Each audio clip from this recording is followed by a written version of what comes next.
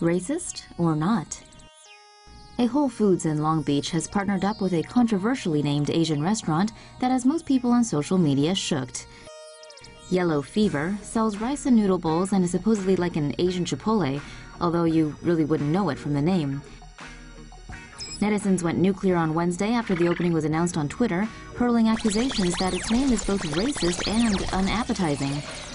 The term has been used to describe a white person with an Asian fetish, but is in fact a deadly mosquito-borne disease that causes jaundice or yellowing skin and eyes. Owner Kelly Kim didn't want her restaurant to have a stereotypical Asian name, claiming Yellow Fever was cheeky enough to be memorable. She says it's also a way for her to reclaim the term and reinterpret it positively. But some people still aren't buying it. Kim says she's sticking to the name though, and as to whether the name is racist, you decide. I'm offended. Cops called on a third grader for racist brownie comment. The degree to which American police have been in and out of schools to investigate the most minor of incidents is now a punchline. The latest crime in need of police attention? A supposedly racist remark by a 9-year-old concerning a food item. During a June 16th class party at a Collingswood, New Jersey elementary school, a boy made a comment about the brownies being served. A classmate heard the remark and called it racist. And instead of dealing with themselves, the school called the cops. Officers talked to the student and reported the case to Child Protective Services. As expected, the boy's mother was furious at the overreaction. Turns out the cops weren't pleased about it either. Police and school officials were reportedly under strict orders from the Camden County Prosecutor's Office to report every single thing. With every issue now defined as potentially criminal, officers are required to investigate playground scuffles and name-calling incidents.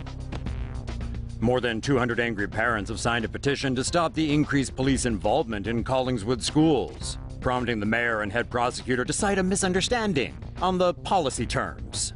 Nevertheless, officers say they're working with the school district to establish a middle ground. TomoNews' guide to PC Halloween costumes. With Halloween fast approaching, we here at TomoNews decided to put together a quick guide on what PC costumes won't outrage other ultra-sensitive Americans. As with every Halloween, bros and sorority chicks across the country have put on their collective thinking caps to come up with their best costume ideas. For girls, the decisions are pretty easy. Just put the word sexy in front of any costume and they're ready for action. As a rule of thumb, don't put on blackface or yellowface or brownface or redface or whiteface. Oh, hell, just don't dress up as another race. As for the other important rules, well, there are none, really. So remember, if you're going to Halloween this year, Halloween responsibly, and be sure to practice sustainable trick-or-treating. But more importantly, what's your pet going to wear? Scottish YouTuber fined for Nazi pug video. Scottish YouTuber Mark Meechan, aka Count Dankula, has been fined £800, around $1,100 for making a video he says was a joke. This all goes back to April 2016 when Meechan decided to prank his girlfriend Sue. The Scots comic trained his girlfriend's pug Buddha to Nazi salute to Sieg Heil and to react to the phrase, "Do you want to gas the Jews?"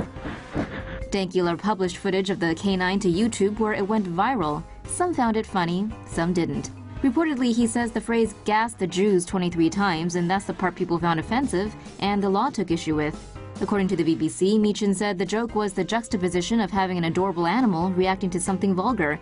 Evidently, Scottish authorities didn't find it funny, so much so they charged Dankula with a hate crime.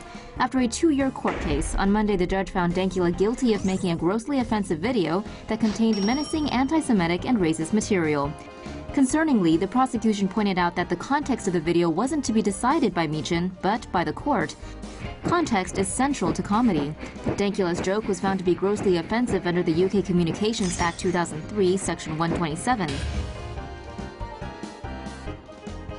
Specifically, the law says someone is guilty of an offense that sends by means of a public electronic communications network a message or other matter that is grossly offensive or of an indecent, obscene, or menacing character, or causes any such message or matter to be so sent. What's deemed grossly offensive is left widely open to interpretation, and that's dangerous.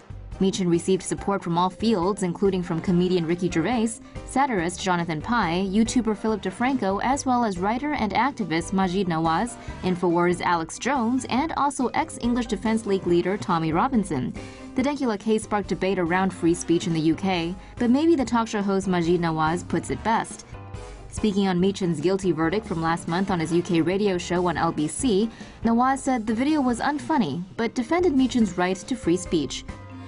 To clamp down on free speech means thought control, because without free speech you cannot have freedom of thought, he said. He went on to say the best way to deal with offensive comedians is to not laugh at their jokes.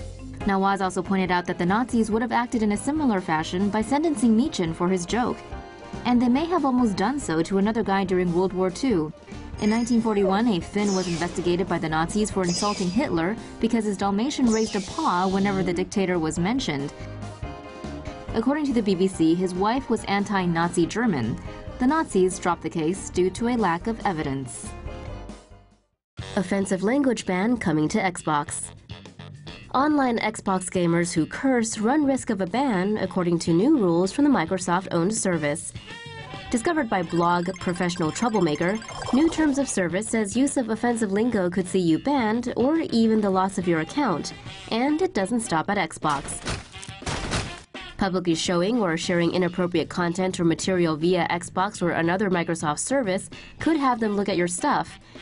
Microsoft says they can also review your content should you violate the terms of service. And their services include everything from Outlook, Office, and Word to Skype. The new rules are coming May 1st, as is, we suspect, a bump in Nintendo and Sony players.